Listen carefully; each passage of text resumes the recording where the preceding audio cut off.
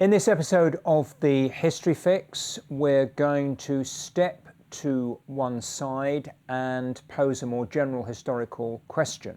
The question, what is capitalism?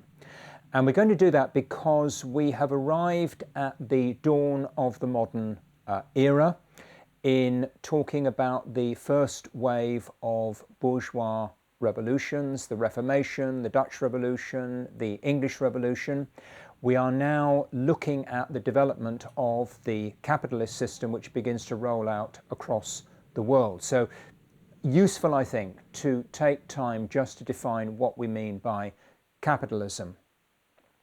Up until this time, all societies had been dominated by what was essentially a repeating cycle of production that was at root about basic agricultural subsistence and to some degree the creation of surpluses that were appropriated by elites, but surpluses of wealth that were then used in various kinds of political and military competition. What you didn't have up until really the 15th, 16th, 17th century, you didn't really have a substantial class of people who were taking control of surpluses and reinvesting them in the production process in order to expand the production process. This really begins at the beginning of the modern era, and this process defines the modern era. Consider how Karl Marx, writing very early in the development of industrial capitalism, consider how he talks about this process in the Communist Manifesto. Very famous passage this, where he conveys the extraordinary dynamism of the new system, which was just taking off really in his lifetime. This is what he says. The bourgeoisie, the new ruling class of capitalists, the bourgeoisie cannot exist without constantly revolutionizing the instruments of production, and therefore the relations of production, and with them the whole relations of society. Conservation of the old modes of production in unaltered form was the first condition of existence for all earlier industrial classes. Constant revolutionizing of production, uninterrupted disturbance of all social conditions, everlasting uncertainty and agitation distinguish the bourgeois epoch from all earlier ones. All fixed, fast frozen relations with their train of ancient and venerable prejudices and opinions are swept away. All new formed ones become antiquated before they can ossify. All that is solid melts into air. Tremendously dynamic system of economic growth, which is endlessly repeating. Now, Marx's life's work really was to try and understand this. His great work, Capital, is all about trying to understand this new system, and that is the starting point for any serious understanding of capitalism today. Marx makes a very interesting distinction right at the beginning of Capital between what he calls use value and exchange value. And the point he's making is that a commodity, any commodity under capitalism, in a sense combines both. It must be something that people need, or at least something that people want, because it's got to be produced and then sold. So it must have some kind of use value, he argues, but that's not what interests the capitalist who is producing it. The capitalist producing it is interested in its exchange value. In other words, he's interested in, or she, how much money can be made out of producing this particular thing and marketing it successfully. And that's the driver of the system. The system is no longer being driven first and foremost by use, by need, what ordinary people actually want. It's being driven first and foremost by the fact that the people who control capital are investing capital in order to produce goods and services which they can sell successfully in order to make more money. And Marx uses this expression. He says, capitalism is really the self-expansion of value. And he even puts it in the form of a formula. He says the basic formula for the circulation of capital is M, C, M plus, where M is the sum of money that's originally invested by the capitalist. He or she spends that money buying raw materials, buying fuel, buying labour, buying factories, and so on. That results in an output, which is then sold. When the output is sold, not only does the capitalist recover the original investment, but more than the original investment, because that's the whole point in doing it, they recover the original investment with a profit. Now that means the value of the capital, the size of the capital, is constantly increasing every time there's a new round of investment. So the self-expansion of value is a definition of the system. And this is all happening competitively. So different firms in different industries are competing with each other. If we take that first great industrial city, Manchester, it was dominated by the textile industry, which grew up very rapidly between the late 18th and up to, I suppose, the middle of the 19th century. What was happening was that lots and lots of textile mills were being constructed. A few mills might be owned by one big capitalist, but most of them were owned by just one capitalist, and there might be initially a dozen, then a couple of dozen, then there were 4 or 5 dozen, and they're all competing with each other.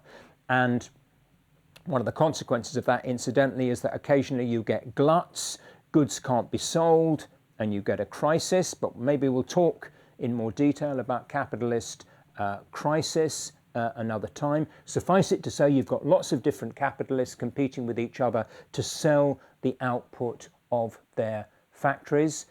And that also puts an additional pressure on them. They're not just trying to make money for themselves, they're also trying to make sure that they can keep ahead of the competition.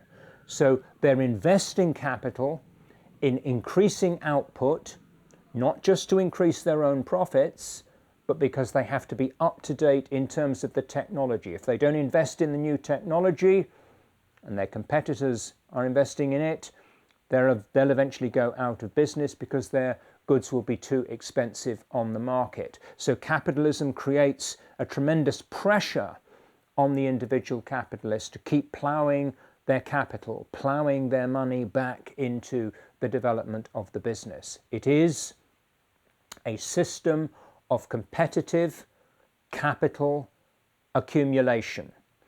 A system of competitive capital accumulation that is dependent on a class of people, and it has to be a growing class of people because capitalism is constantly expanding, a class of people who have no choice but to sell their ability to work, their labour power, to capitalists in return for a wage. Otherwise there's no labour force. That means the traditional peasantry have to be dispossessed of their land. They have to be driven off the land and forced into the growing cities of capitalism so that they become available as a labour force for the capitalist class. And the whole history of capitalism is in part a history of the dispossession of the peasantry and the transformation of the peasantry into what Marx called a proletariat, an industrial working class. You can see this process starting in the 16th, 17th, 18th century. It's then accelerating through the 19th century, and actually it's a process that is only now finally reaching its conclusion in the early 21st century, where the last of the independent traditional peasantry in the global south is disappearing. So that's a long-term process of transforming people who previously had been peasants in control of their own farms, working on the land, the transformation of these people into people who have no property, therefore no means of support, and are forced to make themselves available to work for capital. Two great classes characterize capitalist society, therefore. The capitalist class, the bourgeoisie, as Marx called them, and the working class, the proletariat, as Marx called them. Now, this tremendously dynamic system is in a constant state of change, a constant state of flux. And I'm just going to end this little account of the basics of capitalism by just throwing out, and in a sense by doing this, anticipating what is to come, throwing out some basic divisions in the historical sequence.